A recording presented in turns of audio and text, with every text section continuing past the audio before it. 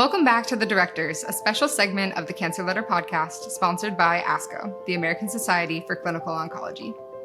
This time, Candace S. Johnson, President and CEO of Roswell Park Comprehensive Cancer Center, and Jonathan W. Friedberg, Director of the University of Rochester Wilmot Cancer Institute, talk about how the looming cuts to Medicaid, indirect costs, and NIH funding are adding up to one big existential threat at a time when science is bringing cancer care and research to new levels. Johnson is also the M&T Bank Presidential Chair in Leadership and Professor of Oncology at Roswell Park, and Friedberg is also the Samuel E. Durand Chair in Medicine and Professor in the Department of Medicine and Hematology Oncology at Wilmot Cancer Institute. Steve Rosen, Executive Vice President and Director Emeritus at the City of Hope Comprehensive Cancer Center and Beckman Research Institute, appeared on the podcast this week as this episode's discussant. And with that, let's get started. Thank you, Dr. Johnson. Thank you, Dr. Friedberg, for finding the time to meet with us and to appear on the Directors, the Cancer Letters podcast. I guess maybe I should just do a little bit of a historical introduction here. Just the most amazing combination of center directors, because not only are your centers contiguous, but Roswell Park is one of the very, very, very first cancer centers in the world, depending on how you count and whether you limit to the United States. That's a whole nother presentation that we could do, and we won't because nobody will listen. But and Dr. Friedberg is director of a cancer center that was the most recently named by NCI. And by the way, Roswell Park was not named by NCI originally; it was deemed in 1972. So it's 1972, and of course, Dr. Friedberg's Cancer Center is the 73rd, and you're contiguous. So we've just done the numerology, and I'm shutting up. What's keeping you up at nights now in June 2025? So obviously, I'll say that we had a brief period of excitement of our NCI designation. That sometimes that makes it hard to sleep because we're very excited. But in all seriousness, I think with the various funding threats, the thing that I think most about are the trainees, and in that sense, that ensuring that we have a future workforce. I hear anecdotal reports from our PhD programs about decreased numbers of applications, and then postdocs that are deciding to move on into industry and non-academic places. And I think it's really incumbent upon us as leaders to ensure that we continue the investment in the trainees, particularly during this time where there may be scarce resources. Yeah, it's one of the things that keeps me awake as well. But I'll add reimbursement from our payers keeps me awake. We're in a heavily managed care part of the state. You worry that you're not going to get paid for the incredible things that you do for patients. And it makes it tough in these times of inflation, and cost of everything is going up. And so I worry about that so that we can continue. We're a freestanding center, so we're a little bit different as far as those effects. Jonathan's at a big medical school, so the reimbursements and changes in that can really, they could really be a detrimental thing for us. So that keeps me awake a lot. Mm-hmm. Well, what about Medicaid? Right now, the big beautiful bill is moving or not moving through the Senate. That is going to cost probably deprive 15 million Medicaid beneficiaries of their insurance. So how would that affect you? Well, it would affect us, but it's not as dramatic as it might be to some of the other hospitals in the area. But yes, it would be a significant effect. And I assume, Jonathan, for you all, it would be. That could be devastating, and particularly, Paul, we have a big regional network that includes 7 other hospitals. Many of these are heavily rural hospital providers that Medicaid is critically important to their existence. And I think we all can agree that even outside of our system, if there is a collapse of rural hospitals, that would be very detrimental to the health in our region. Yep. What happens if indirect costs drop down to 15% as the 2026 president's budget is proposing? Would you be okay? Well, I think hopefully it won't be a all of a sudden situation, and we'll have some time to sort of work up to that. There are different ways, throughout time, indirect costs. I've been at different institutions with different indirect cost structures. And so I think over time, we could be okay because we could put some of the things that we're now on our indirect cost rates as a part of our direct costs. And over time, we would be okay. But if it was a sudden change in indirect costs, that would be significant, no doubt.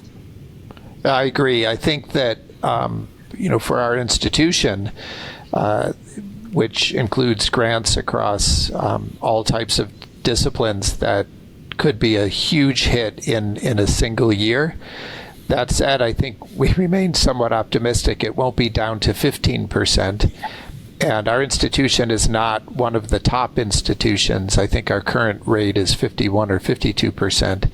So if it comes in somewhere between 15 and 50%, I think that's something compared to some of the other threats that we could endure. Agreed.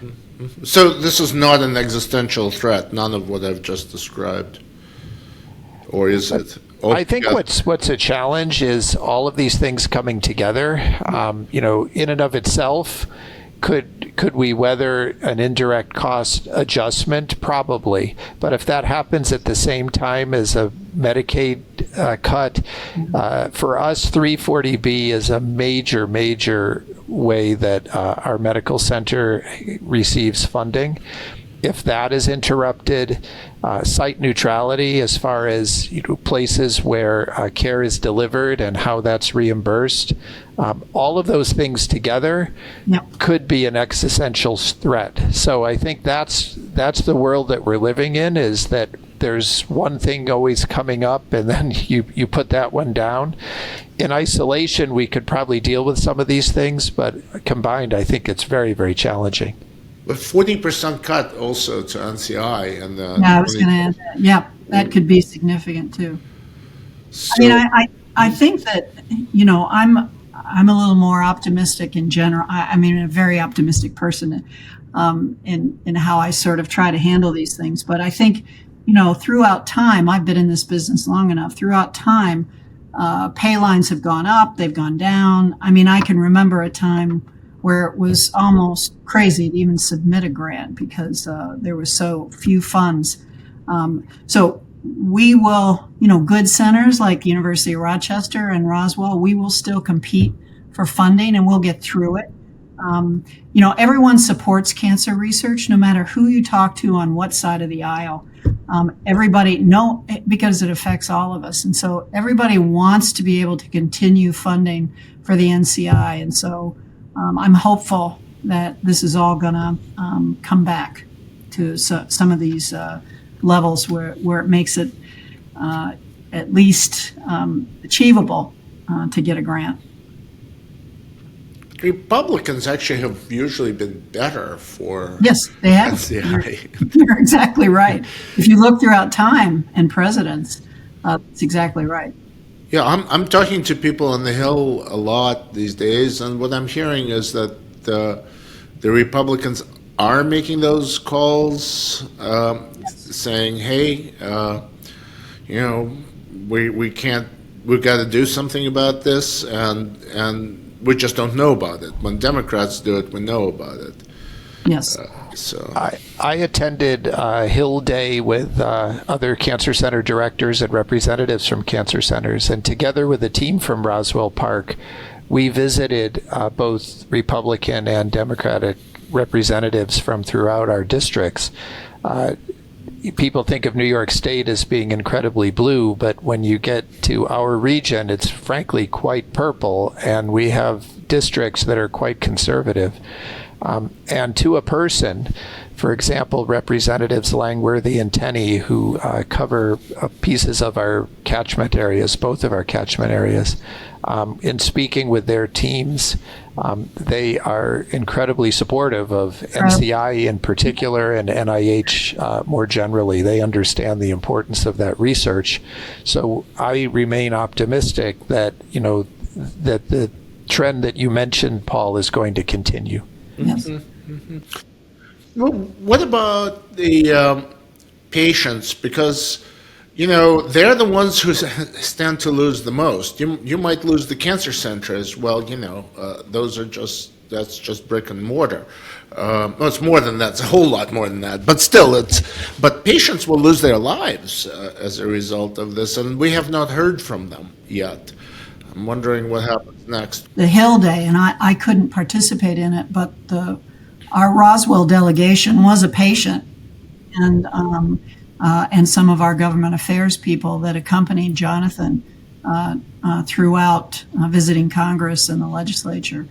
And those patients are delivering those messages, and I think they're the ones that need to be out there more delivering that message, because all those people in Washington have family members and relatives that get hit by this disease. So I think that I too am optimistic that we can turn the corner here. Yeah, Paul, I'll say that the COE offices in I think virtually every cancer center oversee community action councils or community advisory boards. They have different names. But there have been attempts and successful attempts recently at trying to get leadership from those to meet together and to form essentially a national coalition of patients and advocates around this important issue. So I think that you're going to start hearing a louder and louder unified voice around the importance of this. Yes. Well, we put a patient on the cover this week.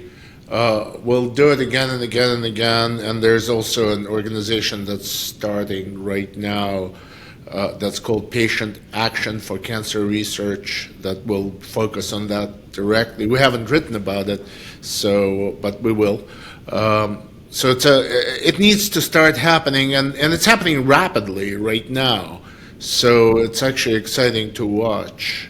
Yes. Agreed. Yeah. So we should. I think one of the issues has been that as news has trickled out, it can be very difficult to center discussions only on indirect costs at 15%. That's a very difficult thing for patients to really understand. It has to do with some Byzantine funding and accounting that has evolved over decades, right? But I think when threats are made in budgets to cut NCI by 40%, and understanding what NCI does and how important that is, that becomes much easier for people to understand and rally around. And I think that's why you're starting to see this happen now. Mm-hmm. Yeah. Well, maybe you should talk about COE. You mentioned COE. You have essentially contiguous centers, yes. Catchment areas, excuse me, and so your COE picture is going to be almost exactly, well, it would be contiguous, obviously, and maybe very similar. And I would think that most of your disparities are white. We have in Buffalo, we have a unique catchment area, somewhat distinct of the Rochester area, because we have a lot of sovereign territories, Native American sovereign territories, and in our catchment area.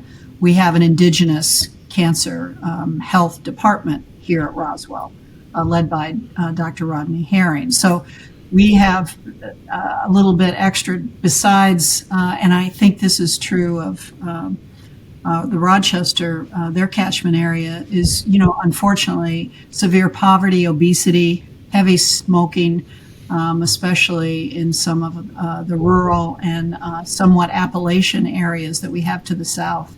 And I think that's true also at the University of Rochester. So we have a lot of, our cancer burden here is heavy. And so our COE is really important, and it's why we have a lot of screening initiatives. We have a lung cancer screening van that travels around our area of Western New York. And we built a community outreach and engagement center in our African American neighborhood right across the street from Roswell, using an old house that was abandoned. We refurbished it back to sort of its original configuration from the middle of the 1800s, and then built on a center for folks to be able to come and get not only information about screening, but also to help navigate them where they need to go. It's been really a successful thing. So I think, I think the other beauty about this, about us and Rochester, is our COEs, and we've been doing this for a long time, Jonathan, is we really work together. Our population science people are really very much in step, have grants together, and we really try to help each other in our challenges. Yeah, I'll just start by saying that building that Candace was referring to is an incredible contribution, I think, to the community, and it's a statement as to the importance of COE at a time when those statements are important. I think our catchment area, although we do have urban poverty, as Candace described in Buffalo, our region is even maybe a bit more rural. We go a bit further east and south. 14 of the 27 counties in our catchment area are considered part of Appalachia. So we've spent a great deal of time both trying to figure out optimal care delivery and ensuring access in that broad region, as well as education regarding the demographics that Candace described, with really what we find to be an extraordinarily high incidence of cancer. Outcomes are on par with what you would expect, although I think there are certainly pockets of opportunity because we do see disparities in certain areas. Mm-hmm, mm-hmm. What about registries? That's CDC, but they're actually doing away with cancer registries program that was funded through CDC. Does that affect you in any major way? I think the state, we still have avenues through the state of New York for that. So, we have a smoking cessation program, the Quit Line, here at Roswell Park for the state of New York. And cessation activities were cut at the CDC, but fortunately the state of New York has continued to support those. So that's a very positive thing, because a lot of people still smoke, unfortunately. I'd say that the state does have a cancer action plan, and at least in the current state budgets, the one that just recently got approved, there hasn't been disruption in that funding. I think there's generally felt to be importance, and frankly, I think it's great for the two of us to now be really working together as closely as we are. We live in a state where the majority of the population obviously lives in New York City, and over time, there's always the concern that resources are pushed in that direction, and New York City has an extraordinarily loud voice when it comes to state politics. So having enough seats at the table to represent upstate is important, and I think we're fortunate to be working together. Yep, makes us stronger together. But aren't you also interconnected through the EAB? Yes. Yeah. Are you on each other's EAB, or? Well, I was just thinking about that. I should invite Jonathan to sit on our EAB. This is an invitation right now, Jonathan. I don't like to beat a hole in the head, but yes, I sat on Jonathan's EAB and was very proud and excited when they got designation, because they deserved it. They worked very hard for it. So. Candace has been a terrific partner. Both, I think, formally through the EAB, but also informally if there were questions, if there are issues that come up when there's big challenges. I've always felt I could pick up the phone within an hour. I can speak to Candace, and it's remarkably, at least to me, how often we're aligned and how easy it is to help come up with a solution.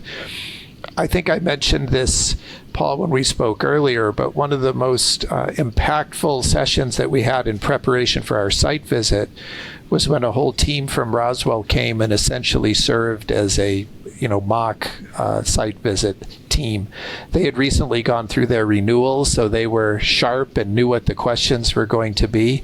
And to a person, I think our group agrees on how helpful that was.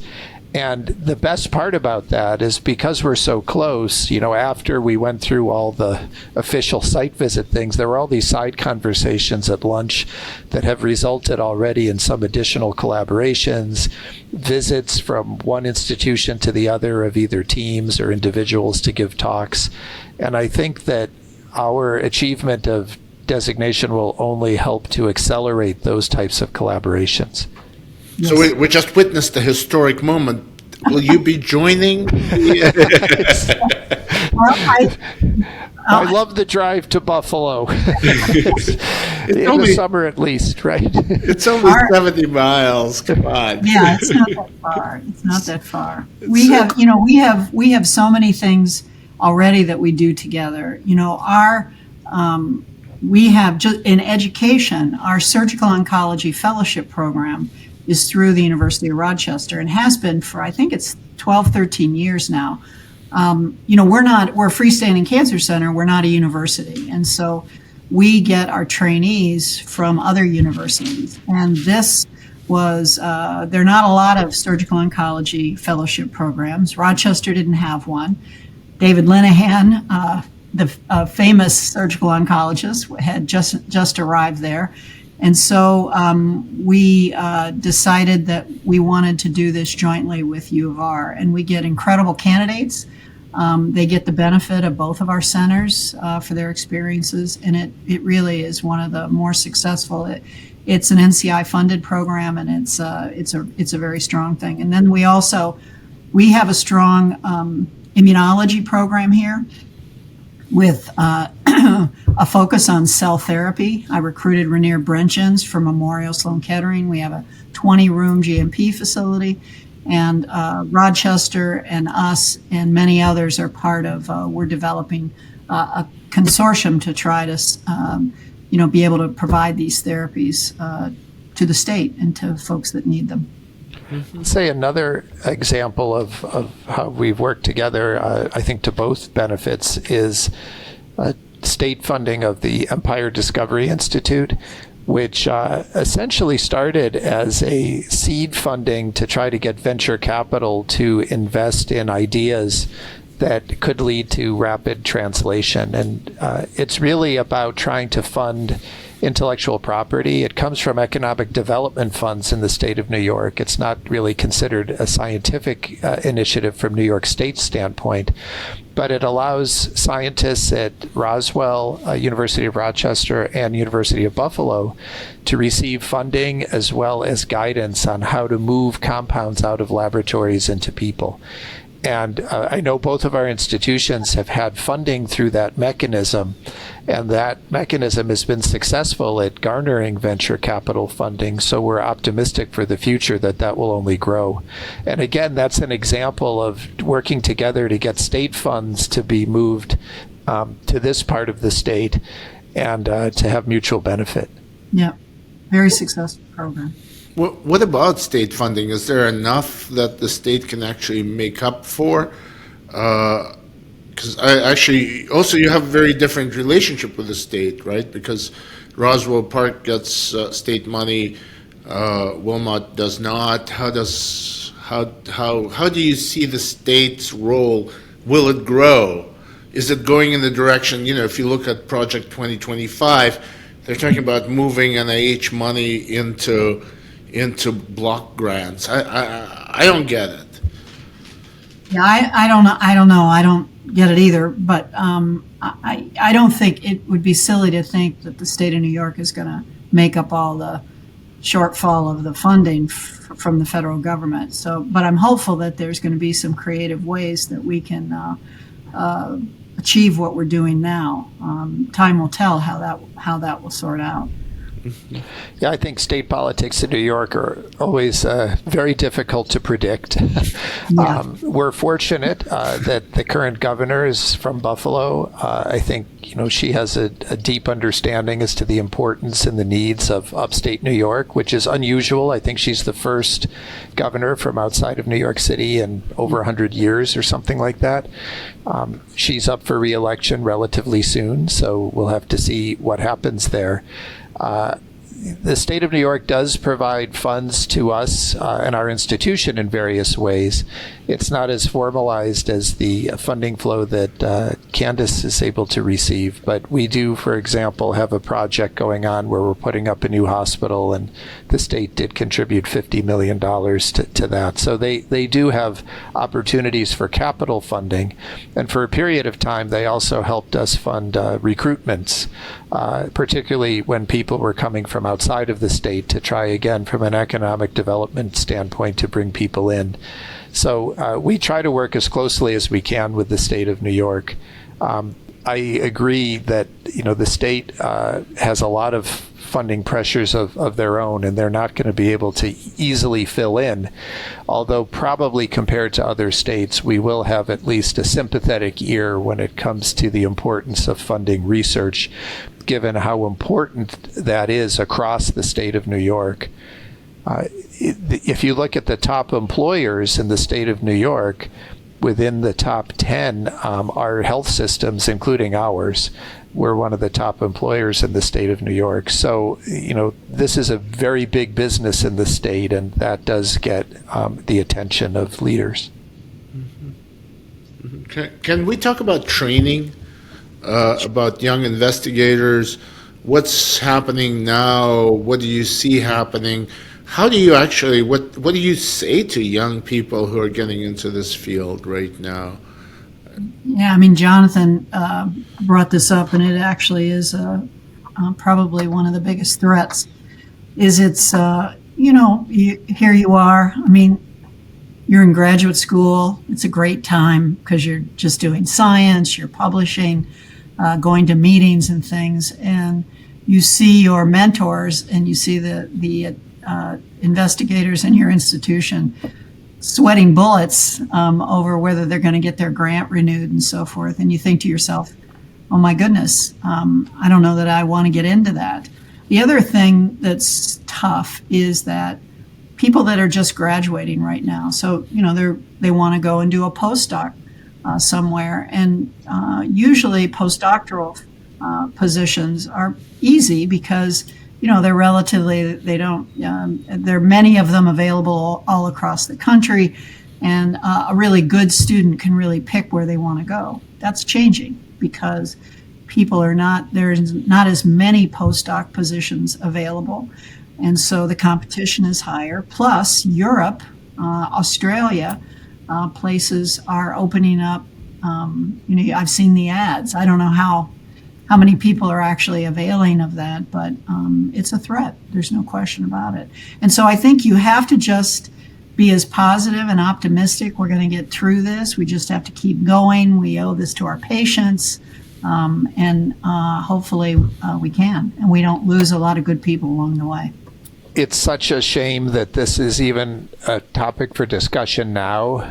When you ask, what do I say to people who are interested in this area, I reflect on the ASCO meeting that I just attended a week ago, where the science is just incredible. While I was there, I reflected on my first ASCO meeting, which was many years ago, and how different how we couldn't have even imagined what these sessions were about, and how quickly the trajectory of improvements have been, and how realistically you're going to have a better and better time, whether you're taking care of patients or making laboratory discoveries, just based on the investment that we've enjoyed over the last 20 to 30 years.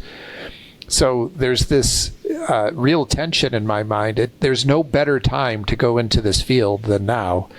I'm jealous for the people who are young at what they're going to be able to see and experience in their careers. And yet, because of extenuating forces and financial struggles, it is a very, very challenging time. And, people obviously react to that and hear that. And I just think we have to continue to have laser focus on assuring that we're making our institutions as friendly as possible to young investigators. I will say I was heartened at the Cancer Center Directors meeting. The team from the NCI spoke about a pay line that's going to be much lower than we want it to be, but they're continuing to have extra credit, so to speak, for the early stage investigators.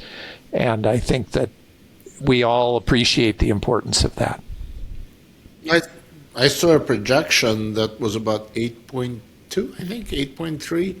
I mean, we published it this week. I don't, yes. Yeah, well, they told us that it was going to be at 7%, the pay line. Whether at the end of the year there's money left and they're going to contribute it, but they were setting the bar at 7%. That's for 25. 26 was 8 point something. Yeah, 7% is because they just basically are sitting on the money. Right, they want to pay it forward. I think what the explanation that we were given in part was that they want to be able to ensure that grants that have already been released are going to be able to be funded moving forward. How many years of an interruption can we withstand as an enterprise of an interruption in funds?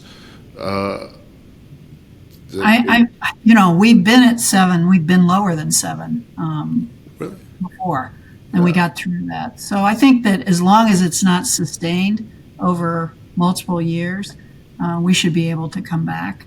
I think, I think we're very resilient, and I think scientists, we're incredibly innovative, and, people are looking at different ways to fund their research. People are reaching out to foundations, pharmaceutical companies. I can remember when the funding got as bad as this before, man, you submitted your grants to everything and everyone that you could to try to maximize getting funding. And those innovative people are usually successful. And so we just have to stay positive. And yeah, to that positivity, I'm going to say I don't necessarily think that the next even year or two is cast in stone, that it's going to be as bad as perhaps many are projecting now. I do think, in speaking to many, many people, that this is an area that has received attention. It's starting to receive attention in the national news media as well. And Congress ultimately sets the budget. We have to remember that. In the past, Congress has turned things around in a very favorable way toward NIH and in particular NCI. And I think particularly right now, NCI has been able to demonstrate return on investment, where mortality rates continue to fall, incidence rates are changing because of important prevention strategies and screening, and yet everybody appreciates that this is still a problem that needs to be tackled. So I'm still hopeful even for the next year or two. I'm watching this from Washington, and as I do, I cannot imagine that this worst case scenario of the 2026 budget proposal is going to happen, because really there was a 2017 budget proposal that also went, that had a 20% cut and an indirect cost rate of 10%, and it did not happen. So will this happen? No. And now, even as we speak, Republicans are saying no to the big beautiful bill. So no, it's not going to happen quite like that, I don't believe. But then again, but is there still spring in your step as you go to work? I mean, yes. I think that Jonathan's exactly right. The science that we have today is so exciting. I think that there's so many things that are right at the cusp, and it is a great time to be in science. And so I am excited. I think you walk through if I walk through the hospital and I hear those patients ringing that bell that their treatment is over and that they're in remission, how can you not have a light step? What we do is I think is so exciting and fun, and we make a difference in people's lives. So how can you not be positive about that? One of our junior investigators who we hired in a wave of recruitment that we had to try to obtain the NCI designation. We hired her about 5 years ago. Her lab just had a paper that was published in Nature, and seeing her glow. I know who you're talking about. Right. Oh, who is it? Just tell us. Javisha Bajaj. Yeah. She's a fantastic leukemia scientist, and she published a paper on taurine and how it impacts potentially leukemia development. But just seeing her pride and the work that she did and knowing how impactful that's going to be, that certainly puts a spring in your step. Yeah. And I will say for our entire medical center, the news in March of the NCI designation really couldn't have come at a better time. There constantly seemed to be these threats and concerns and what was happening. And finally, we got this good news that at some level is a blue ribbon that represents, work that had been done over many years. But more importantly, it suggests that there is continued investment, there is some normalcy in quotes as far as operations, and that we're going to be able to take advantage of that and leverage that moving forward. And I think that's enabled us to help be grounded and have people, maybe shut out some of the negativity and the noise, and it certainly has propelled me to continue to have a good step as I walk through the halls here. Yeah. Can you imagine the system being resilient enough that all of the disasters that are now befalling NCI, may not be befalling NCI, I hope not, but it certainly is, the clouds are gathering. Do you think the system is resilient enough to last even without NCI for a while? I don't think NCI is going to go away. I think we are resilient. I think the network of all these cancer centers who, we all feel exactly the same way. The screen could be filled with other directors, and we'd all be saying the same thing. We're going to get through this. And because our patients need us, and they're at the center of all of this. So, part of the evidence of that is just this conversation that we're having today. I think, Paul, what triggered this in part was you being impressed at how Candace, 70 miles away, supported our efforts to join her institution in the ranks of NCI-designated centers. And one of the things that I've just been so touched at through this process, and I've really experienced this, is how generous everybody has been. I really felt like I had a whole national cadre of people who were rooting for us to be successful and join them, because we really do have this common enemy of cancer. And being new to the game, I continue to be awed by these meetings that I'm now attending of cancer center directors, how passionate people are about, the patient ultimately, and the importance of this national investment in science. And I think that combined passion will generate resiliency in a way that probably doesn't exist in any other part of medicine. It's why we're viewed, certainly I can say at a medical center level, as leaders and templates as to how others should behave. And they are light years away from us as far as being able to get to that point. So sometimes we're in this all the time. We just take all of this for granted. Having been on the outside and coming in and seeing how important this was and how really impressive this support has been, I think is something that at least reminds me every day as to how fortunate we are to be working in this area. Yeah, I mean, I'm seeing a system where the National Cancer Program has 73 leaders plus the NCI director, and let's not forget Doug Lowy is one heck of a good guy, and Wonderful guy. Yeah. so 74 leaders, and let's just it's got to count for something. That's kind of why we do the directors. Is not kind of, that's precisely why we started it. So is there anything I forgot to ask? Anything I'm missing? I'll just say one last thing, and that is, our catchment areas from a population standpoint are maybe somewhat smaller than some of the other cancer centers that are in very large cities. That said, I think that, together, and both of us individually have demonstrated equally important impact, both locally as far as what we're able to accomplish for our catchment area, and as we talked briefly about before, how important that is in this region of New York that has high incidence of cancer and a lot of challenges. But also, it demonstrates that with this cancer program, we're able to make national level contributions, and I would say global contributions.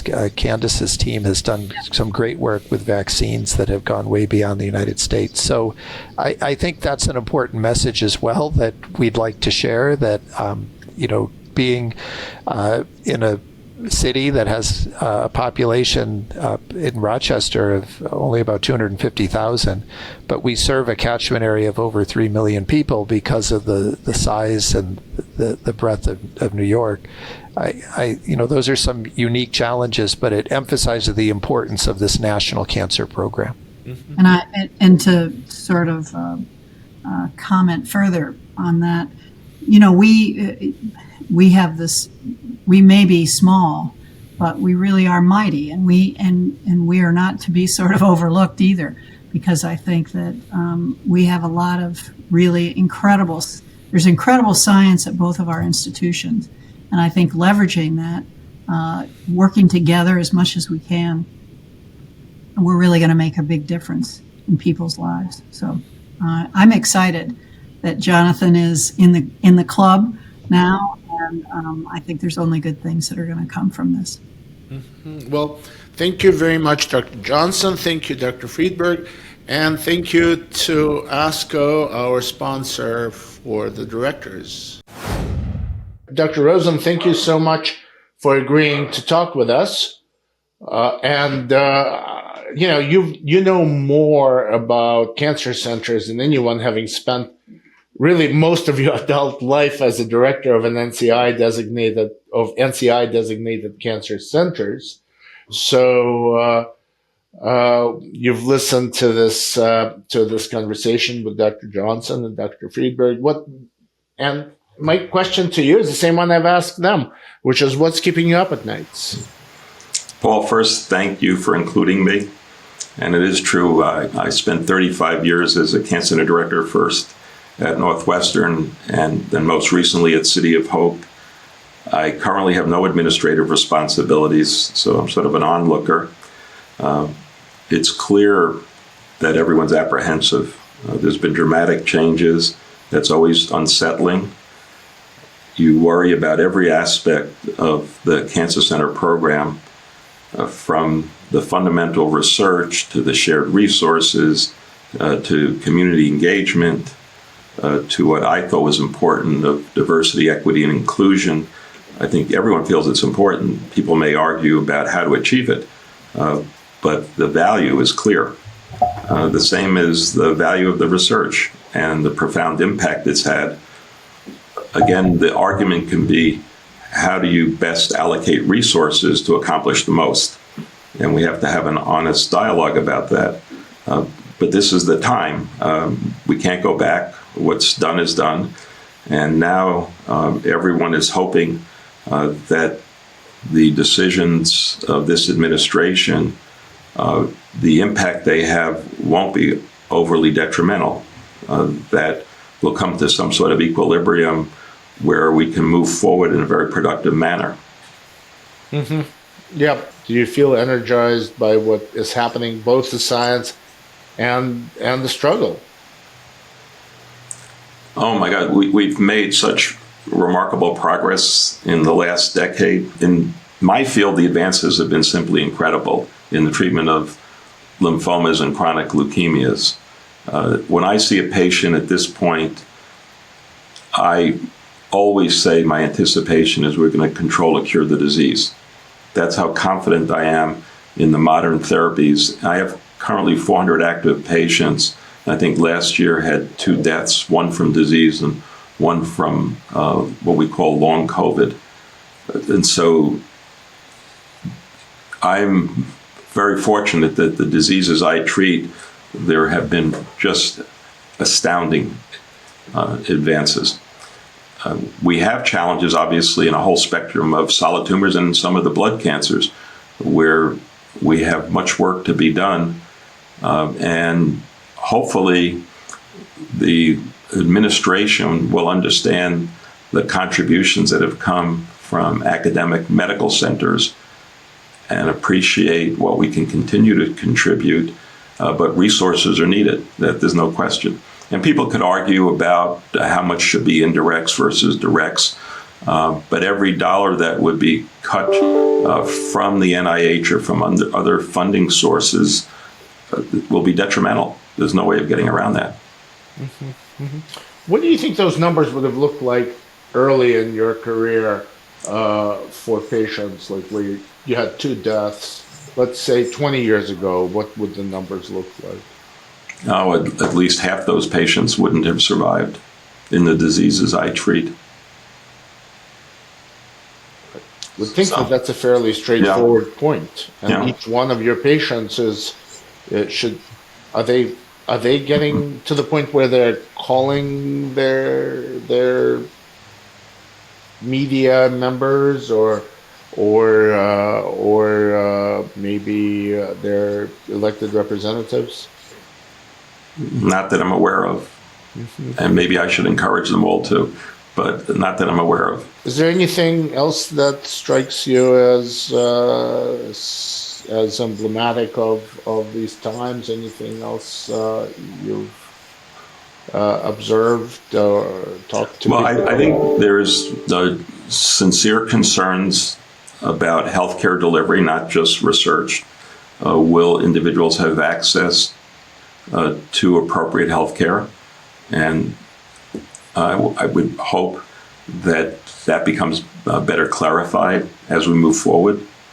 And I'm, again, not involved in the day-to-day discussions. I'm an observer, and I have the same feelings that I've always had, that everyone should have access to healthcare and that people shouldn't be limited in terms of their options.